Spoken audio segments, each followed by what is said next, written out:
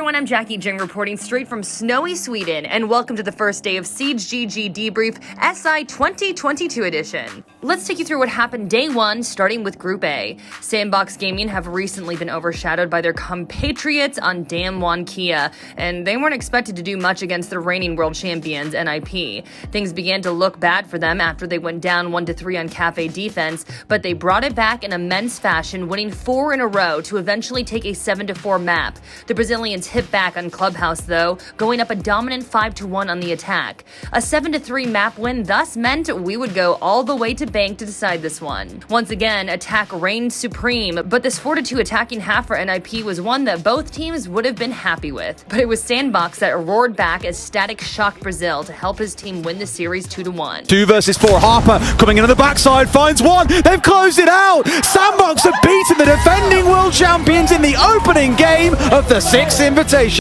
Elsewhere in the group, we nearly saw a huge 2-0 upset for Sonics against Empire, but the Russians clawed back from 3-6 down on map 2 to win 2-1 in 3 maps. We went to Group D next, where all eyes were on the match of the day. Damwon Kia came with designs on a grand final spot, having missed out by 1 bullet the last time in Sweden. Team 1, on the other hand, had come off a far more disappointing quarterfinals placement. Alamau started things off well with a quad kill, but Damwon were much their equal and managed a 3-3 half. It was 4 in a row for Damwon Kia thanks to 4 3Ks, and they wasted little time in completing a 7-4 map win. Alamau was also central to the start of Villa as he won a 1v1, but Damwon Kia piled on the misery with 4 in a row again and finished 4-2 at the half. There was nothing that the Brazilians could do on the defense and fell 2-7 to lose in dramatic fashion. The position he's in, Fluke, though, he's lying ready. Oh no! Oh, what's going on? Was that a stab? Is that what they went for? I have no idea, but it still ended up with Damwon Kia coming out on top in the kill department. A 1 versus 2 KDS all by himself. No! Save it!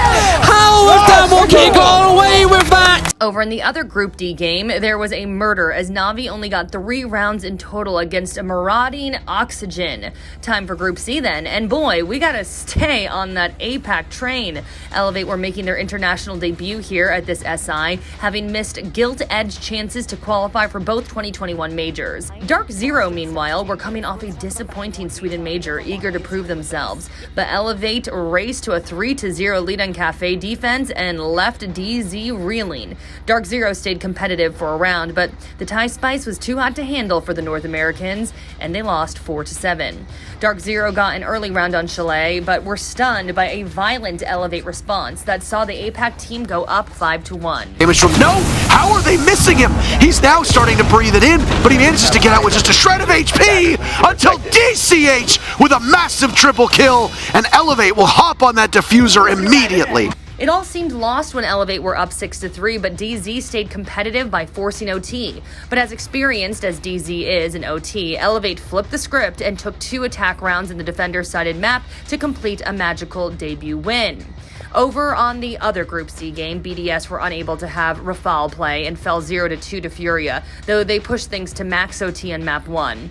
Last but not least, teams from Group B made sure we ended the day off with a banger. Space Station has dominated the NAL in stages 2 and 3 and made quarterfinals at both Mexico and Sweden majors. The ex-world champions are now ready to try and get their hands on the caber once more. Last time they were in Sweden, FaZe Clan left the event with a major trophy in hand. 3 months later, they're back and ready to prove that they're still the best. SSG took round 1 on Cafe Dostoevsky, only managing to do so after Hot and Cold's 1v2 clutch.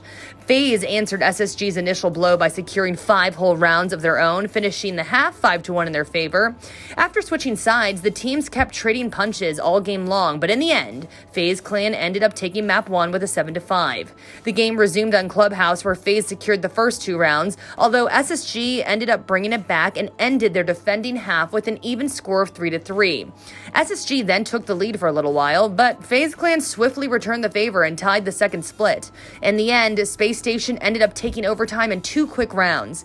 It all came down to the decider of Villa. The back and forth continued, but eventually SSG brought it to match point. When all seemed lost, FaZe retaliated, and back to OT we went. The Brazilians prevailed in the first round, and Space Station ended up securing the last two, and so the North American squad took home the series. And immediately Astro, Adrenal surges himself back up, but a quick adjustment from Bolt still gets him that kill, this time against Cyber. And Astro, though, gonna try to move in, try to force the issue. It won't work, and suddenly the round is over, the series is over, and SSG have come out on top. Meanwhile, Rogue succumbed to Team Liquid after two consecutive 7-4, first on Oregon and then on Cafe. So how do you think tomorrow's games will go? Will APAC stay flawless? Will EU strike back? While you're in the comments letting us know, be sure to subscribe and go follow us on Twitter to stay on top of the madness in Sweden. And follow me, Jacki Jing. If you want to see more of the numbers that everyone has been putting up in the Six Invitational, head on over to the SiegeGG competitions page. And of course, stay tuned to SiegeGG everywhere you can to keep up with all things Rainbow Six. See you tomorrow.